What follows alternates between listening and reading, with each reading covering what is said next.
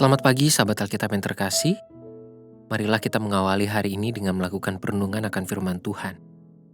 Bacaan Alkitab kita pada hari ini berasal dari kitab Yeremia pasalnya yang ke-37, ayatnya yang ke-11 sampai ayatnya yang ke-21.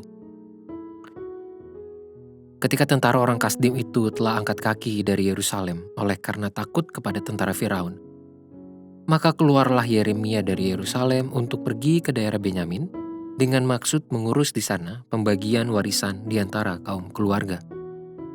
Tetapi ketika ia sampai ke pintu gerbang Benyamin, maka di sana ada seorang kepala jaga yang bernama Yeria bin Selemia bin Hananya. Ia menangkap Nabi Yeremia sambil berteriak, "Engkau mau menyeberang kepada orang Kasdim?" Dan sekalipun Yeremia menjawab, "Itu bohong, aku tidak hendak menyeberang kepada orang Kasdim." Tetapi Yeria tidak mendengarkan, lalu ia menangkap Yeremia dan membawanya menghadap para pemuka. Para pemuka ini menjadi marah kepada Yeremia. Mereka memukul dia dan memasukkannya ke dalam rumah tahanan, rumah panitra Yonatan itu. Adapun rumah itu telah dibuat mereka menjadi penjara. Demikianlah halnya Yeremia masuk ke dalam ruang cadangan air di bawah tanah itu, dan lama Yeremia tinggal di sana. Pada suatu kali, Raja Zedekia menyuruh orang mengambil dia. Lalu dengan diam-diam bertanyalah raja di istananya kepadanya, "Adakah datang firman dari Tuhan?" Jawab Yeremia, "Ada." Lagi katanya, bunyinya, "Engkau akan diserahkan ke dalam tangan Raja Babel."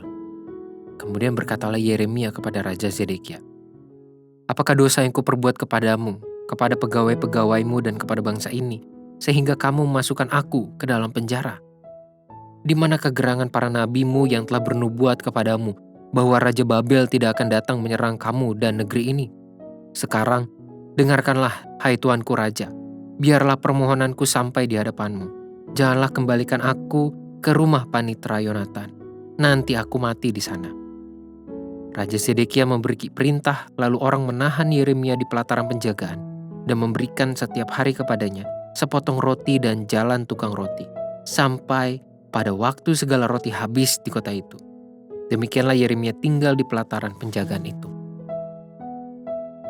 Pasal 37 menjadi pembuka untuk menghantarkan kita kepada kisah tragis dari kehidupan Yeremia sebagai seorang nabi yang berupaya keras untuk menyuarakan pesan-pesan Tuhan. Bahkan pada ayat ini kita dapat melihat peristiwa pilu yang harus ia alami untuk sesuatu yang tidak ada hubungan langsung dengan tugas kenabiannya.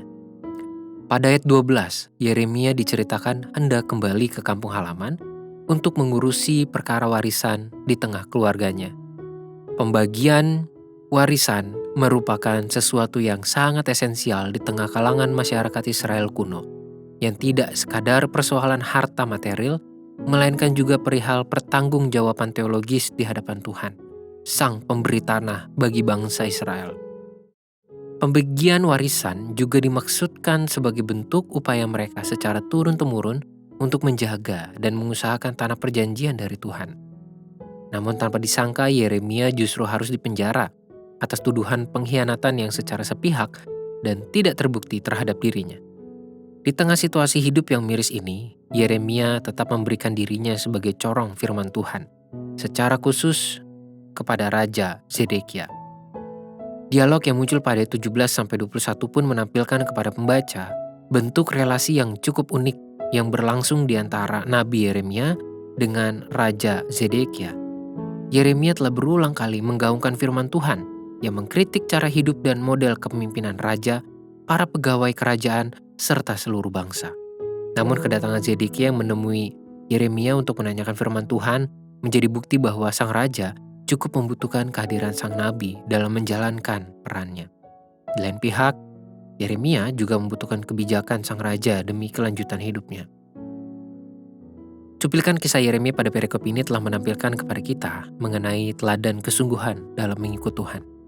Yeremia bisa saja menjadi tidak lagi setia sebagai nabi Tuhan akibat masalah hidup yang terkesan mengada-ada.